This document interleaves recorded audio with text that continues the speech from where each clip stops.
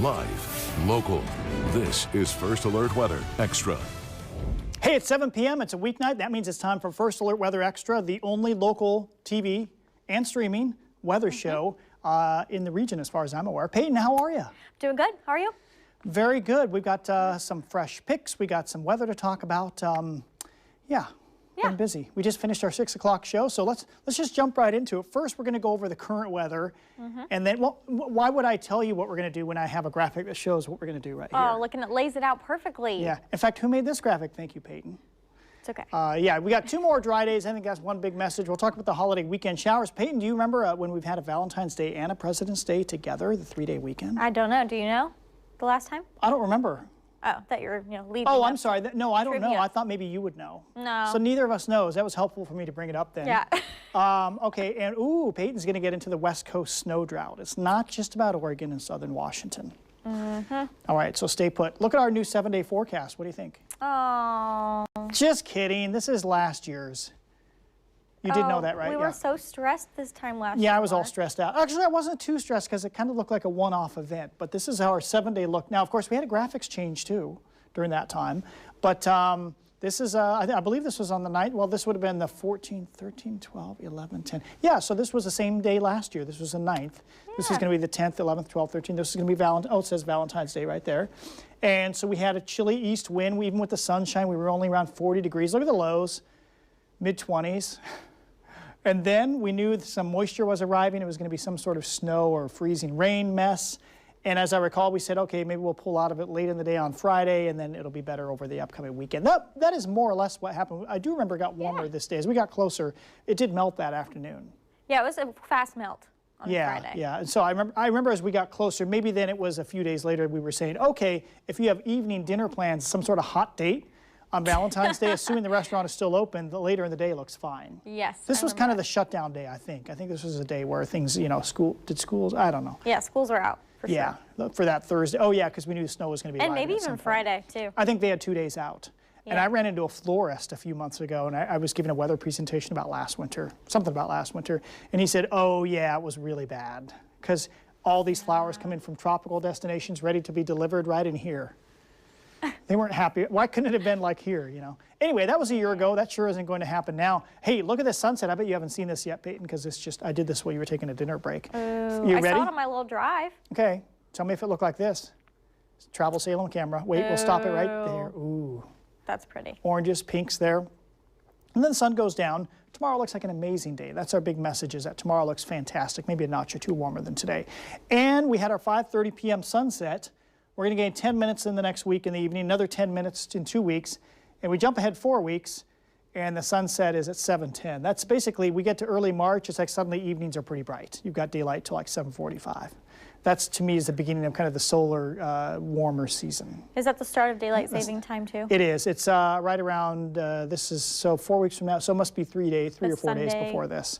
Yeah. Around the first is a Sunday, so it must be the 8th. Yeah, makes sense. Must be the morning of the 8th. That's my guess. Okay, so the old split flow is hanging in, folks. One system here. This one was offshore last night up here. It's going this way. It's not coming at us. We've got a jet stream that's really splitty here. Some of the action going north and then going into the eastern part of the USA. A good chunk of it going to the south like this. When that happens, I just know when I see that pattern recognition, it's just we get weak sauce. These systems that come in a week, it isn't often, we're not totally dry. But 2 things going on. One is the systems are very weak. They hit California first. We get the leftovers. The other thing that goes on is the timing is terrible. Models can't determine little areas of showers moving around very well. I mean, they try. We can see general patterns, but we'll take a stab at it right now. Okay, so that system is sitting offshore California. There's a second one there. This is in the upper atmosphere. You can see this split going on right here. So as we get into tomorrow, things kind of fade away down there. And Thursday, it's kind of quiet across most of the West Coast. That's Thursday. Friday, ooh, look, it's getting organized, right? Nope. Oh, no, this one's going to head down to off the California coastline, too. So that's why 5 or 6 days ago, we were thinking, ooh, it could be cold and showery over Valentine's weekend. Big snow for the Cascades. No, instead, models, as we've gotten within about 5 or 6 days of the weekend, they say, nope, things are going to split apart. This split will continue. So we have real doubt about our models beyond about 7 days. This is next Tuesday. Will this one split too as we get closer, and it'll show it going more into California? We'll see. We're not sure. But we do think next week, next calendar week, is a cooler and wetter week. I think that's a big message right there. All right, so here's an evening forecast model, and you can see one thing going on across southern Oregon. We've got a little snowy band that comes up out of California, and I think I know some of you are watching in Burns. We love our viewers out there in Harney County. I think you'll wake up to some snow on the ground. A little bit, but it's been one of your warmest winters on record, I believe. Is that right, Payton? Is it their warmest winter? Yes, warmest winter on record as of yesterday, Burns, yeah, in the high desert. But it's gone in the afternoon, and notice this whole time we are clear in northwest Oregon and southwest Washington, but of course, there may be some areas of morning fog like there were today, but not as many as today. Thursday, we got the scattered high clouds coming up. Let's jump into the metro forecast then for tomorrow, or tonight. I meant to lower some of these, maybe some upper 20s in some of the coldest outlying areas, maybe. We'll see. Depends on the dew point, I suppose. Okay, so coastline tomorrow, sunny all day. Temperatures will be in the 50s. A little bit of a northeasterly breeze. Just fantastic weather along the coast tomorrow. Really nice in the valleys. We're kind of on the cusp of these kind of days almost feel like early spring, or, you know, that fall spring feel for sure. Upper 50s. That sun is getting a little stronger this time of the year. A little breezy at the west end, but gust of 35. That's nothing out in the west end of the gorge. It's just a breeze. 54, breezy at Multnomah Falls, quiet out at Hood River and the Dalles. Mount Hood, sunny and warmer up there. 42 at Government Camp. And then we go east of the Cascades, partly, the dreaded dots. Somebody didn't check the graphic, my fault. Oopsies. I'm gonna guess, this is like, what's the spin the wheel, Wheel of Fortune. So patchy, partly cloudy, AM snow. Mountains? What do you think? Maybe, southeast? Yes, ding, ding, ding, ding. I think that's it. Lucky guess. I'm no Vanna White, and I can't turn over the letters there, but I think it said southeast, south central and southeast or something like that. So 42 in Burns tomorrow. Warmest spots only touch 50 up near the Columbia River. So our 3-day forecast here, we've got the warmest days tomorrow. Thursday still warm, a lot of high clouds on Thursday, but still mid-50s is warm. Average high is about 51 this time of the year. Friday, I think it starts to turn showery. More on that in a minute. We do have chilly nights. 30s in the city, a few upper 20s in the coldest outlying areas, and it's going to be turning wet Friday. So 7-day forecast, a little more detail for you here. Let's do Friday. This is where we say, what is behind door number 3? I think I've got it right here. Yes, I do. Okay, wow. So right away Friday morning, the timing of the rain, I think it'll be gray and a drip or two maybe Friday morning. It won't be real wet for the Friday morning commute, but we go through the daytime here. And this actually model just takes us to 10 a.m. I forgot to change the time. I messed that up. But notice that even at 10 a.m. it's not very wet.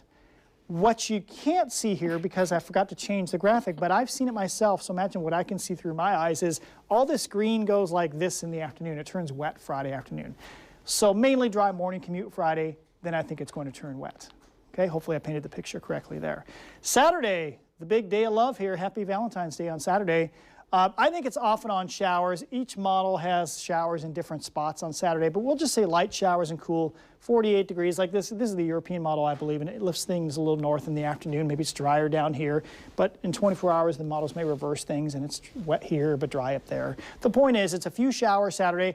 With the slightly cooler air mass and the showers over us, I decided we should go with upper 40s. Or we decided, I should say. Okay, so then Sunday does look likely dry. Actually, I did put, let's see, on Sunday. So a little warmer on Sunday just because it looks like the next system that's diving down the coastline on Saturday, where we get the first surge of showers over us Saturday.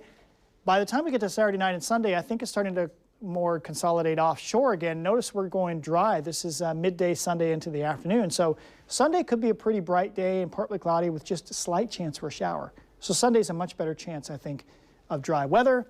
We got Monday, President's Day, some light showers coming up again, upper 40s to around 50 degrees. Total rain here over the next week.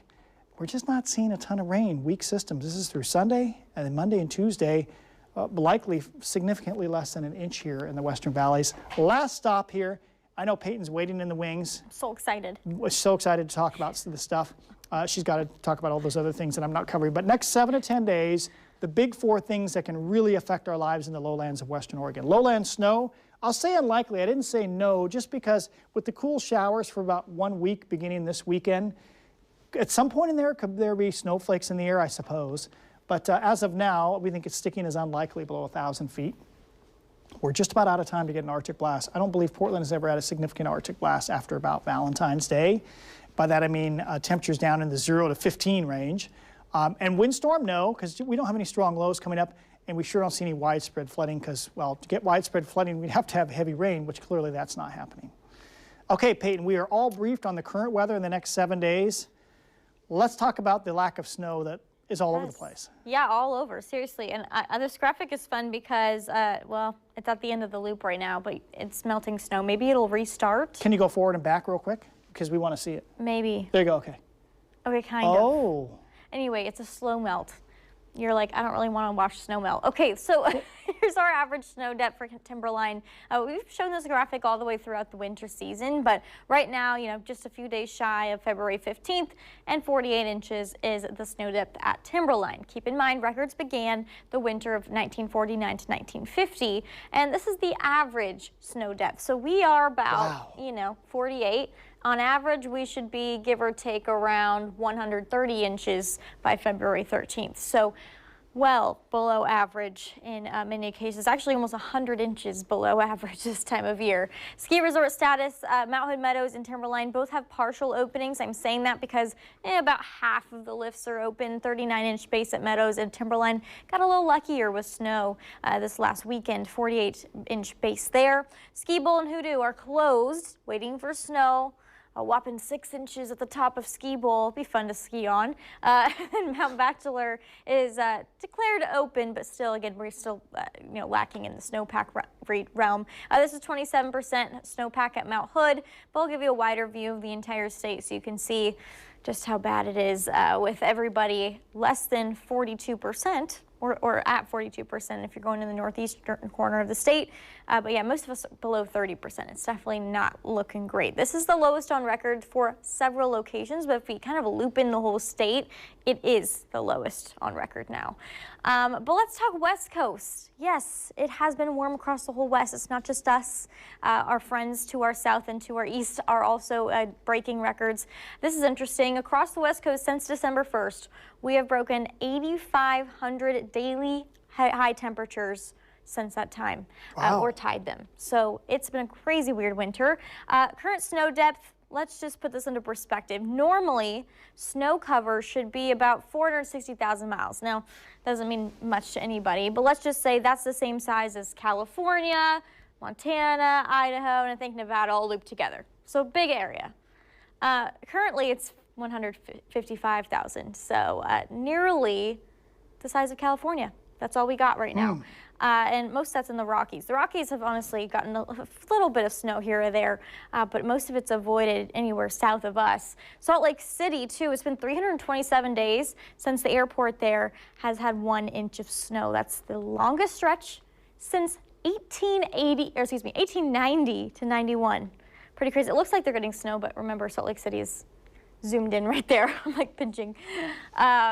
Crazy winter. Okay, so impacts of snow drought. There's a lot of things. I could probably make this list 10 things long, but to sum it up, landscape, it's going to dry out too early. If we don't have snowpack, then most likely that landscape on the lower elevations of the mountains, besides the tip top, will dry out too early, and vegetation will be dry. What does dry vegetation make?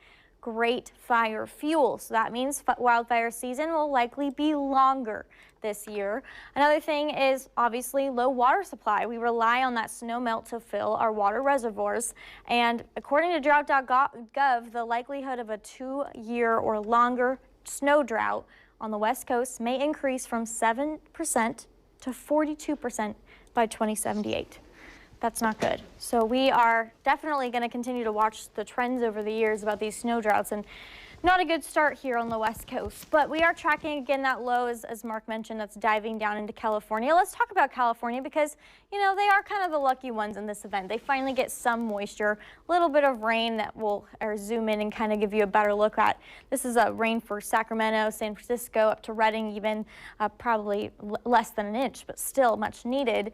And then snow forecast, this is great. I'm seeing some areas maybe nearing 1 foot or 15 inches in the Sierra Nevadas there. So again, this is all good, but we would like it to go a little bit more to the north. So our snow level forecast is low enough, specifically Friday. Again, we may see just a little bit of snow, but again, the biggest thing is the lack of moisture. We need decent moisture. We don't have a ton of it.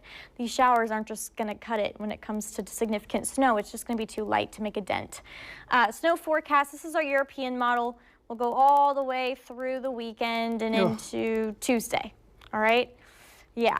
Less than a foot for sure. Probably 2 inches at government camp, and that'd be wishful thinking, I think. It just depends on how much moisture there is. So Mount Hood forecast, government camp snow forecast 2 to 8 inches. Just depends on where that falls in the snow level and all the moisture we have this weekend. And yeah, that dry break on Sunday will maybe bring, some sun breaks, but we'll see what happens. I think next Monday, Tuesday may be interesting with that snow level being so low. We'll see if passes get some snow too. So something to watch. All in all, Mark, snow drought is no joke. It's all over the West Coast, and it's not good. What stat surprised you the most that I just spit out? The records, you said, was it 2,000 or so daily high temperature records this winter? 8,500, that's since like December 1st, was that it? All across the West. So it's interesting that, to go with that, how, for good reason, all the news coverage has been about the extreme cold and the snow in the last month back east. Yep. But about a third to almost half the country has been the same way above normal in the Western USA. Just polar opposite. But who's going to go do a story about, oh, it's a little above average in Salt Lake City, or are you going to do a story about the ice on the lakes? Obviously we all know that's far more interesting. So. Yeah, the crazy stuff is more newsy. One last item. The Weather Service, they do this off and on through the winter, is warning of hazardous sneaker waves coming up this weekend along the coastline. So I did check the swell height. I assume it's because, swell's been very low the last month or so because we don't have any big storms near the coastline. So the colors just, when it's 10 to 20 feet, it's in the greens. And then when we hit 20-foot swell, wave height forecast, I should say 20 feet. So once it gets to yellow, it's like, okay, that's a bigger deal. But this is right now, and we'll put things in motion. There's a storm that heads up to Alaska late Thursday and Friday, and that does send a wave train towards us. And notice Friday night, Saturday morning, it's getting up close to 20 feet. So a little higher swell over the weekend, then it pulls away again. By the time we get to Monday, the swell is back down. Oh, that's all I have. That was the whole thing. So. Great. Watch for sneaker waves, folks. Yeah, watch for sneaker waves. You always should as well. And this is a free fishing. Is it a weekend or a Friday, Saturday? There's a free fishing day.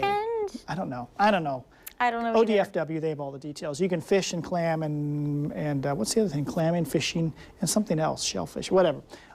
That's not our thing. Go to ODFW, and Owen, of course, knows everything on that Saturday. Owen does know everything. Yeah. Anyway, so let's not forget we have our First Alert Weather app. We always want to promote that because we put a lot of that content, content like this, we put that on our app. So, make sure you have that downloaded. If you don't use the QR code, just look for this, in the App Store.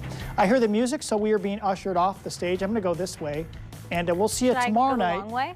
Yeah, you better go the other way. Oh, okay, that works. I'm going to go the long way. We'll see you tomorrow night at 7 o'clock right here for First Alert Weather Extra. Bye, Payton.